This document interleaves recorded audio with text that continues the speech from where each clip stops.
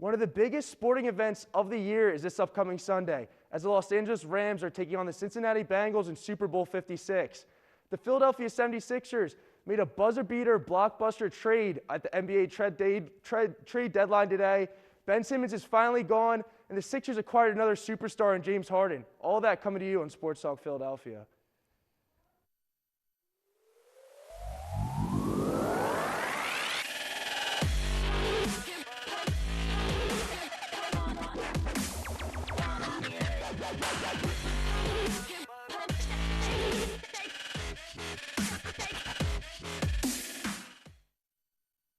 Hello, everyone, and welcome to Sports Talk Philadelphia. I'm your host for another week, Cale Flieger. We have a lot to break down today.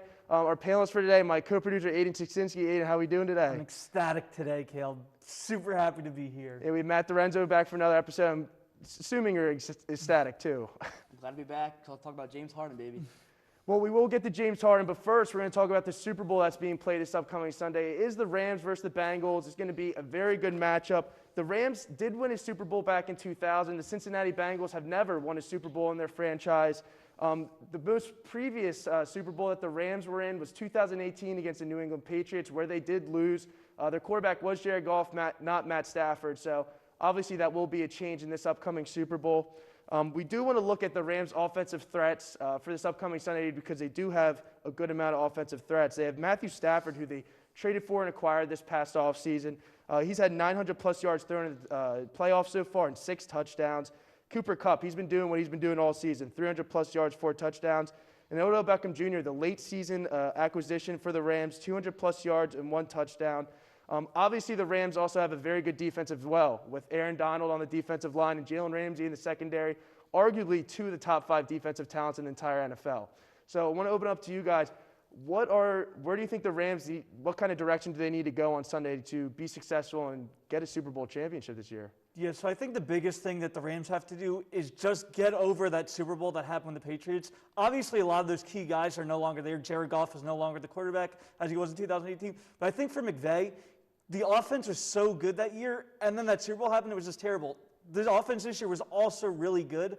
So I think that McVay just needs to stick with the game plan that they've had this whole time. Look for Cooper Kupp on those out routes. Look for Odell down the middle of the field. Just keep it confident with Matthew Stafford, and I think they'll be fine. Yeah, as Aidan said, the Rams, they do need to get over that Super Bowl. It's always in the back of their mind after coming off a tough loss. The Rams need to protect the ball. Against the Bucs, they turned the ball over 3 or 4 times. Fumbles. And last week you saw Matthew Stafford almost threw a crucial interception that happened to be dropped. I'm excited to see how they get Cooper Kupp involved, who in my opinion, is the Offensive Player of the Year. And on that defense, Aaron Donald and Jalen Ramsey, 2 superstars, future Hall of Famers. I'm excited to see what they do in this game. Yeah, and for the Rams, this is pretty much a bust or go home scenario, just especially because of the draft capital that they've given up just to get the players like Von Miller, Matthew Stafford. So a lot on stake for the Los Angeles Rams coming up in this Super Bowl, especially Sean McVay making his second appearance in the Super Bowl. Definitely wants to get one under his belt here. So we're going to move on to the Bengals side of the offensive ball, where Joe Burrow has broken out in his second season as quarterback after tearing his ACL his rookie year. A very solid bounce-back performance for the quarterback. He's had 700-plus yards in the playoffs with 3 touchdowns. Jamar Chase, 270-plus receiving yards, 4 touchdowns. Jamar Chase, we all know he put up a spectacular rookie year, one of the best of all time. And Joe Mixon, he's had 1 rushing touchdown, but we know Joe Mixon, he's one of the top running backs in the league and can get it done very easily. Just opening question back up again. What do you think the Bengals need to do on their side of the ball to be successful on Sunday? Yes, I think this answer is a little bit more complicated than the Rams. Obviously, the Rams have a lot of playmakers. The Bengals do too. Biggest issue with the Bengals has been talked about since last year when Burrow tore his ACL. What can the Bengals do with their offensive line? Obviously, the Rams' defensive line with Von Miller and Aaron Donald is super dangerous. Burrow got sacked 9 times against the Titans.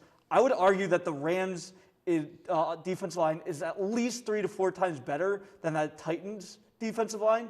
So I feel like with Burrow, you got to throw a couple of those shorter routes, sort of do what the 49ers used with Debo, where you threw a 45-yard touchdown off of an out route, like a little screen pass. I think that the Bengals are going to have to try doing that with Jamar Chase in order to keep Burrow secure and healthy throughout the Super Bowl. Yeah, the biggest factor is the Bengals need to protect Joe Burrow. Aaron Donald's lining up in the gap and Von Miller on the end. It's going to be really important for them to block him. Joe Mixon. They have to get the run game going early.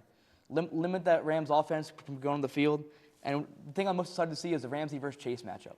As Caleb said, Jamar Chase, an outstanding rookie year, and Jalen Ramsey, he's been doing it for years. I'm excited to see who wins that battle. Yeah, it's definitely going to be a tight battle in that secondary. As the Bengals, they do like to pass the ball a lot, especially with Joe Burrow's arm.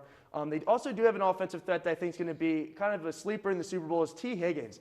He's had a great year. I think he's a 1,000-yard receiver this year after having a successful rookie season last year.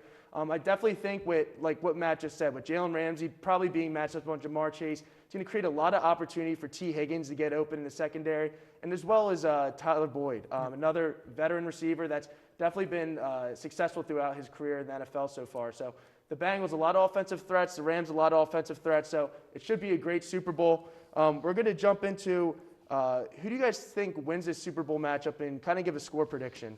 So when I think about this Super Bowl, obviously the Rams are the home team. It's only the second time it's ever happened. But there's been a lot of talk that the Rams don't really have a huge fan base in Los Angeles. I think there's going to be a lot of Bengals fans there. I think it's going to feel almost more like a Bengals home game than the Rams home game. But I think that there's so much veteran experience, as you talked about, Caleb. The fact that they traded for Von Miller, the fact they traded for Jalen Ramsey, the fact they traded for Odell Beckham, and then Matthew, like everyone that they've had that's helped them get to the Super Bowl has been through trades. And I think that veteran experience is going to get them over the hump than a very much younger, immature Bengals team. See, with the Bengals here, the Rams did go out and get all those key players in the offseason, but they don't have Joe Burrow. Joe Burrow has been cool. He's been calm. We saw it back at LSU winning the national championship. They have a great run game with Joe Mixon. They have stud receivers, T. Higgins, Tyler Boyd, and Jamar Chase. I do think the Bengals come out and win this game. Final score, I have Bengals 31 and Rams 27. I do like that prediction. All three guys' predictions, I also have the Rams. I feel like just going to the second Super Bowl, like Aidan said, they have a lot of veteran leadership in that locker room. I just feel like there's no way that – I mean, there's a way, but I feel like the Bengals are very inexperienced. They already succeeded far past what they thought they were going to do this year. So I have the Rams. And also my Rams MVP that we're going to ask you guys about, I'm going to have Matthew Stafford making his first Super Bowl appearance, first time winning 3 playoff games. He never won a playoff game before this year, so he's had a very successful playoffs. I think he's going to continue in the Super Bowl, and he's going to bring Los Angeles a Super Bowl ring, and I think it's going to get a lot of fans going towards the Rams' direction. You know, 100% agree with everything you said, Caleb. I have Matthew Stafford as my MVP. Obviously, the winning quarterback usually gets Super Bowl MVP. I think the Rams win. I think Stafford gets it. Finally gets all that talk about him not being able to win.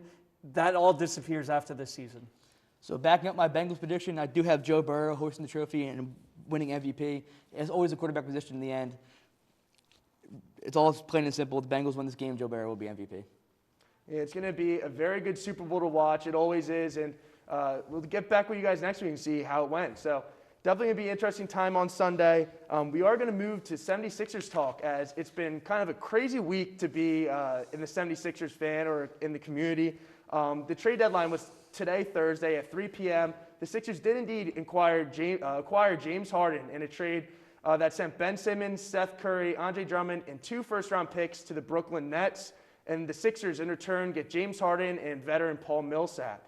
Obviously, this makes a ton of Sixers fans happy. I mean, this was a 9-month just debacle and struggle and just headache overall with Ben Simmons refusing to show up to the team. His trade value sank.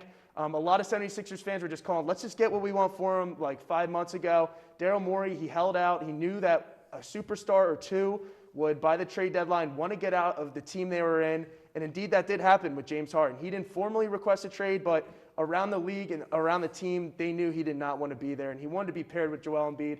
And Daryl Morey got it done. So I'm ecstatic about this. I mean, you're getting he's a top 5 NBA player. And for anyone to say that he's on the decline, they're just truly false, because 2 weeks ago, James Harden had 2 triple-doubles in the 35-point range. So, I mean, just open it up. Yeah, so before I touch on James Harden, just got to give a special shout-out to my main man, Ben Simmons. Not for anything he did on the court this year, because he didn't play at all and basically did everything he could to not be part of this team, staying in Los Angeles, going to St. Joe's to practice instead of being with the team. No, I want to thank him for giving me as much content as I could to just rail on him for totally abandoning this team and abandoning the MVP this year, Joel Embiid, who, by the way, no one even knew if he was going to be the star player. Everyone assumed that was just going to be Simmons when we drafted him first overall. Everyone talking about how he's going to be as good as LeBron James because he has so much skill and athletic ability. What we learned from Ben Simmons is not that you not only need the athletic ability to be the best player in the NBA, you need to actually work at it. And Ben Simmons put in no effort at all his entire career in Philadelphia. So I wish him the best. I hope that maybe he matures a little bit. But really, I don't care at all that he's gone. I think that he should have been out way longer than he was. I don't know why we kept him, but I'm glad he's gone. Touching on the point of James Harden, I cannot be more thrilled that we got James Harden. Because not only did we get James Harden, we got to keep Martise Thybulle and Tyrese Maxey, who nobody thought we'd get to keep if we traded for a superstar. So this trade not only worked well for the Sixers in getting a key player, but we got to keep some of our other key assets as well. And that's such a huge, underrated part of this trade. Aidan said it perfectly. The whole Ben Simmons frustration. I'm not sure if I'm happier he's gone or that we actually acquired James Harden. But James Harden, a top 5 player in the league, a former MVP. Him alongside Joel Embiid with that pick and roll will be dominant. He did, however, he did accept his contract extension through the next year, so we have him locked up for 2 seasons. Like Aidan also said, we kept Tyrese Maxey and Matisse Thybulle. 2 great young pieces for our franchise, 2 great young pieces for our future, and I'm really proud about that. We saw a few years ago when Toronto went out and they got Kawhi Leonard, a superstar that was on the fringe, didn't want to be in his team anymore. They won the championship. Last year, the Bucks, a fringe playoff team on the edge of a championship, went out and traded for Drew Holiday, an all-star. This year, the Sixers go out and trade for MVP James Harden, trading their blockbuster guy away, Ben Simmons, who was a drama all offseason, and I hope we're looking forward to bringing us to the ring. Yeah, and the Sixers, they were on the fringe last year when James Harden was on the Houston Rockets. He obviously asked for a trade out of there. The Sixers were very intrigued in trade talks with them last year with Ben Simmons, but at the time, the Sixers were the #1 seed in the Eastern Conference. Ben Simmons was Defensive Player of the Year at the time, so a lot of fans and Daryl Morey, they just didn't feel comfortable trading him. So now this year, they go back into it, and they trade a few other assets. Steph Curry, you flip for Josh Richardson, so in a sense, you trade Josh Richardson in this package. And then you got Andre Drummond, who most likely is going to leave after this year anyways. He's only on a 1-year deal. So I feel like overall, you traded a guy who wasn't even showing up for your team. You traded 2 guys that are very replaceable in Steph Curry and Andre Drummond. And then you trade 2 first-round picks, one this year that we're going to be pretty good, so it's going to be towards the lower half of the draft, and then one in 2027 that is top 8 protected. So even if we do suck, we have it's top 8 protected, so we're fine. So I feel overall the Sixers match traded this beautifully. You just got James Harden in the building with Joel Embiid playing at an MVP level, probably the best basketball he's played in his entire career. So I love this trade. That pick and roll with James Harden and Joel Embiid is going to be unstoppable. Yeah. We are going to get into potential starting lineup for the Sixers now that they acquired James Harden. I'm thinking at the 1, they're going to have Tyrese Maxey. Yeah. At the 2, James Harden. At the 3, that's a question mark. We're either going to go with Matisse Thybulle or Danny Green, and then obviously Tobias Harris and Joel Embiid. To me, that's probably one of the top starting lineups in the league right there. Yeah, I agree. The only thing I think I would switch is Korkmaz in front of Danny Green. I just don't trust Danny Green as a shooter. There's times where he looks like one of the best three-point shooters in the game, and there's other times where I wonder how he's even on the Sixers because he's missing shots so badly. So I would rather start Kork there. Danny Green's a solid piece off the bench. I think that would work completely fine. And either way, you got Embiid and Harden on the court at the same time. I don't see how you can go wrong with any lineup that Doc Rivers puts out. I do agree with that. I like Maxey at the 1, Harden at 2. You can even interchange the 2. Tobias and Embiid at the 4 and 5. And at the 3, I like Matisse Thybulle. Great defense. We need that come playoff time. And with Danny Green off the bench, great veteran leadership. And he has won championships before. So with his presence on the bench, I do believe that will help us a lot. Yeah, one thing many Sixers fans are worried about is the depth on the bench now that Seth Curry and Andre Drummond are gone, 2 key pieces. The Sixers, now the 6-man rotation is probably going to be Danny Green, Furkan Korkmaz, either Matisse Thybulle. And they do have Shake Milton as well, and George Niang. So they do have a few pieces on that bench that have been successful this season. Are you guys really worried about the bench going forward, or do you think that they're going to be fine? I'm not, because our bench was already pretty solid to begin with. And the one piece you didn't touch on, Caleb, is the fact we got Paul Millsap as well. People forget how good Paul Millsap was with the mid-2010s Hawks. That team made it to like 2 consecutive Eastern Conference Finals, got knocked out by the Cavs and Heat. That was a really solid team. He was a key piece on that. Still a good veteran presence to have. Still a good guy to have off the bench down low. You could have him at the 4, have him at the 5. Really doesn't matter. I think that that's a key part of this trade that no one's going to talk about until come playoff time when you need these bench pieces to rely on to win a championship. I don't think our bench is anywhere near the top in the league, but we do have guys who can go in and get the job done. We have shooters with Gorgie Jang, Furkan Korkmaz, and even Danny Green. He's either hot and cold, but when he's hot, he's on. And I do like Paul Millsap. If Paul Millsap can be that veteran guy and can go in and get 5 rebounds and 5 points coming in for Joel Embiid, I do think we'd be very successful. I think another name we kind of forgot about is Paul Reed, that is on the Sixers bench. He won G League Player of the Year last year. He showed a lot of promise. So I definitely could see Paul Reed getting an increase in minutes here now that Andre Drummond is gone, and a big absence at the backup center position. We are going to touch on the 76ers game the other night against the Phoenix Suns, who the Suns are number 1 in the Western Conference. The Sixers lost to them in a very close game at home, 114-109. Tobias Harris had a very good game. He seems to amp it up when trade talks go around.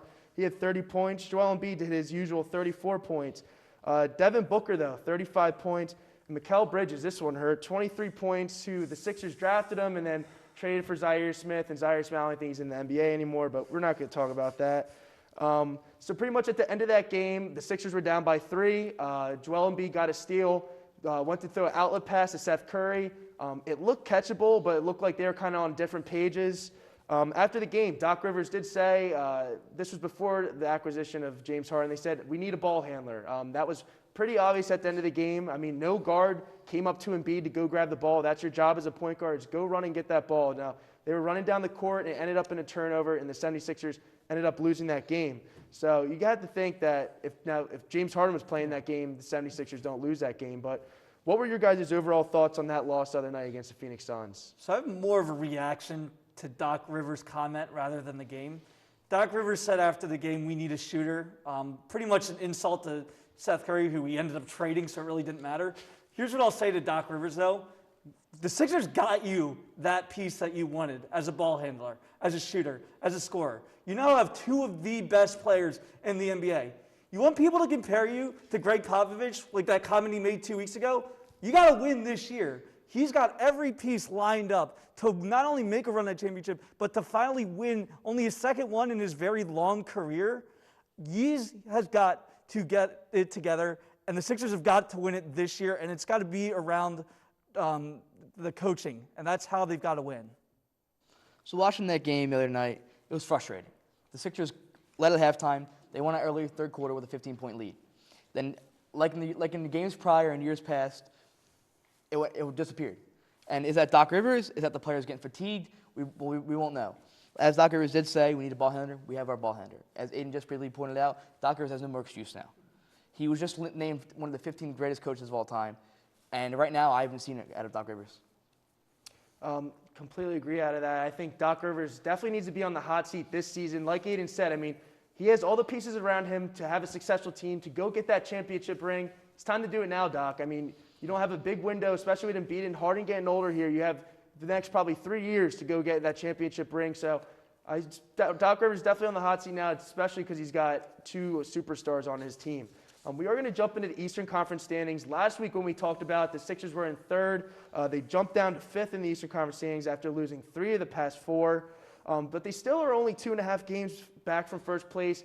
And like I said, Ben Simmons didn't play for the whole year. You didn't have James Harden. So I feel like as a 76ers fan, this is a great spot to be in. The 5th seed, you're only 2.5 games behind first place. A lot of basketball to be played yet. But the number one thing I'm kind of worried about is the Sixers are 14-12 at home this year and 18-10 away.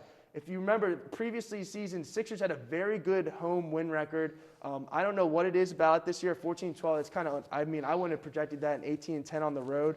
But that is something I believe the Sixers need to tune up to get to that next level of basketball. Yeah, I think it definitely will. And I also think the fans are going to be so much more energized at this point, getting James Harden and Joel Embiid on the same court. And the fans just have to keep showing up, showing their support. I think that the Sixers can easily turn that around. I don't see that a problem going forward because, as you said, Caleb, they played so well at home in the previous seasons. I think that they can right that ship with the amount of time they have left in the season. Yeah, right now it is a conservative number. The past few seasons, I remember like 2 years ago, they only had one home loss. Right now, it does factor in a little bit, but I do think down the stretch with the addition of James Harden and Joel Embiid, Philly fans, we always say no one likes us, we don't care. I think we have to go out really hard second half and show them why we are the hardest place to play at. Yeah, obviously the Sixers did get the acquisition of James Harden, but the Nets also got the acquisition of Ben Simmons and Seth Curry. So their lineup now is looking also pretty decent. Looking at the Eastern Conference right now with the Miami Heat, the Milwaukee Bucks, the Sixers, and the Nets aren't close in the standings right now. They've been on a little losing streak, but they'll probably turn it around here. Where do you think the Sixers' biggest threat in the Eastern Conference is? I think it's the Bucks by far, just because they won the championship last year, and Giannis isn't going away at all. And I don't know if there's a great matchup for the Sixers on Giannis. Maybe Embiid, but Giannis is just so athletic. I don't think that Embiid can keep up with him for a 7-game series. So that's the team that really concerns me. Yeah, I agree with Aidan. It has to be the Bucks. The Bucks, and either close behind them is the Heat. And the only reason the Heat, because their coach, Eric Spoelstra, has been proven to be a veteran coach around the league for years to come. He has won championships before, and the Bucks winning last year, I think those are the two of their hardest contenders to the Sixers. Yeah, the Sixers, they do have a game tomorrow night, Friday night at 7 o'clock they're away at the Oklahoma City Thunder. The Thunder are second to last in the Western Conference, 17-36 record. They do have one key player, though, Shai Gilgeous-Alexander, who's averaging 22.7 points per game. He's a very reliable scorer for the Thunder, but you'd have to think it is not really a must-win, but a should-win for the Philadelphia 76ers tomorrow night. You know, absolutely. Especially now that you know you've got Harden, you really want to be energized going into that. You don't want to be on this long game losing streak, losing 4 out of your last 5. You want to win this one, go back home with the fan support there, with Harden probably playing his first game at the Wells Fargo Center. That's going to be an awesome atmosphere. Sixers just got to win this one on Friday and get to that point. Yeah, I don't think it's a must-win game, but it is very, very close. SGA, a young star in the league, will be hard to keep up with, but with the recent trade news, the Sixers, I think they will be energized to go out and win this game. Yeah, the Sixers, they do play back-to-back, so they play the Thunder tomorrow night in Oklahoma. Then they come home Saturday night against the Cleveland Cavaliers, who've had a very successful season so far. Hopefully, James Harden's first game is Saturday night. How do you guys think the atmosphere is going to be at the Wells Fargo Center with James Harden's first game there against one of the top teams in the Eastern Conference? I mean, it's going to be type of goosebump type of night at Wells Fargo Center. No, definitely. It's going to be one of those nights that Philly fans, especially Sixers fans, remember for the rest of their lives. I'm excited to see it on TV. I remember right when the trade went live, I looked at FanDuel, I looked at the Fandango for tickets for the Nets Sixers game, and the lowest ticket price was already $136. So fans will be coming out to see James Harden play. Yeah, March 10th might be a date Sixers fans want to know. The Brooklyn Nets are coming to town to play the Philadelphia 76ers.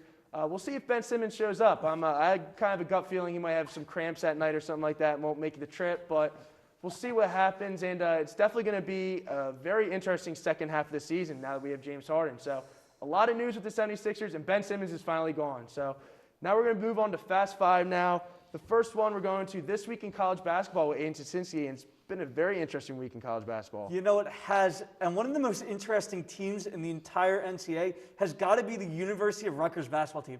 It's not because they're very good. They're 8-5 in the Big Ten and 13-7 overall. It's just that they've had this crazy up and down season. They had a huge win against Purdue at the beginning of the year where it was like a last-second three-pointer from half court. They've beaten 2 ranked Big Ten teams in Michigan State and Ohio State, which no one really saw coming. But then they've also had some really just terrible losses. They had this really bad loss to Lafayette. They had a bad loss to a couple other teams as well, UMass. So it's one of those teams where it's like you have to win the Big Ten in order to make it to the tournament. I think they can, but it's just going to be interesting to see how the rest of the season turns out for them.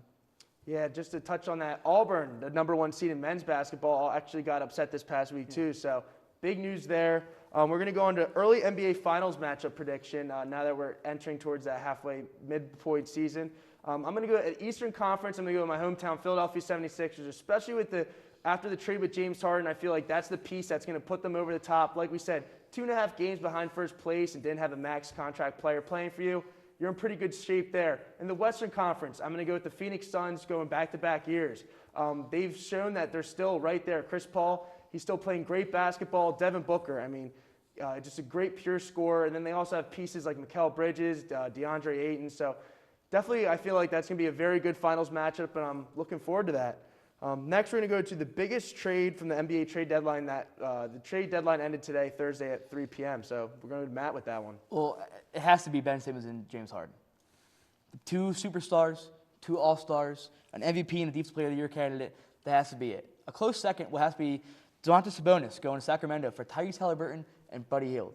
Tyrese Haliburton was talked to be in talks with Ben Simmons trade. He's a great young player. I'm surprised Sacramento moved on to him so fast, but it is what it is. It is NBA. NBA is a terrible industry. Yeah, next question. The NFL had a lot of head coach vacancies over this past offseason. There still is a few, but a lot of teams have made their hiring choice. Aidan, what do you think? Which team do you think made the best head coaching hire? Yeah, so I would love to go with Jacksonville and Doug Peterson just because of what Peterson did. I'm going to go with the Texans and Lovie Smith, and it's only because the Texans were about to hire either a candidate who had been the quarterback last year in Josh McCown, who had no coaching experience at all, and that was one of their candidates. And the other one was Gannon, the Eagles defensive coordinator, who again had very little experience. It just felt like that the Texans were just blowing off better candidates. I know that they were looking at Brian Flores. Obviously, there's some issues with that. And I understand why the Texans stayed away from him, but it still would have made so much more sense to go after Flores than the two candidates they were looking at. And Lovie Smith has a huge resume as well. Obviously, he was a coach of the Bears for many years, coached the Buccaneers for 4 years as well afterwards, coached of Illinois football team. And he also made it to a Super Bowl as well, and in NFC Conference Championship. So it just feels like that they made a great decision hiring Lovie Smith. Next question we're going to go to is this past week, the Philadelphia Eagles, 4 years ago today, or not today, but last Friday, they did win the Super Bowl 52, the first one ever in franchise history. It was a moment for all Eagles fans to remember and remember for the rest of your life. So, Matt, what was your favorite memory from just overall that season and that Super Bowl run? It was a great memory. It was a great season. My favorite memory has to be just watching the game in the parade with my dad. Just sitting there and seeing the actual joy in his face after 50 long years, and it's something I remember for the rest of my life. Yeah, I completely agree. I was with my 75-year-old grandfather watching that, so definitely they waited a long time for that and finally came through. That's all we have today for Sports Talk Philadelphia. It was kind of a packed episode, a lot to unravel, but it was a good time talking to you guys about it. Don't forget to follow us on our social media, on Twitter and Instagram at Sports Talk LTV, and we'll be back with you guys next week and hopefully touching on some James Harden triple-doubles and Embiid 30-point performances. So see you guys next week on Sports Talk Philadelphia.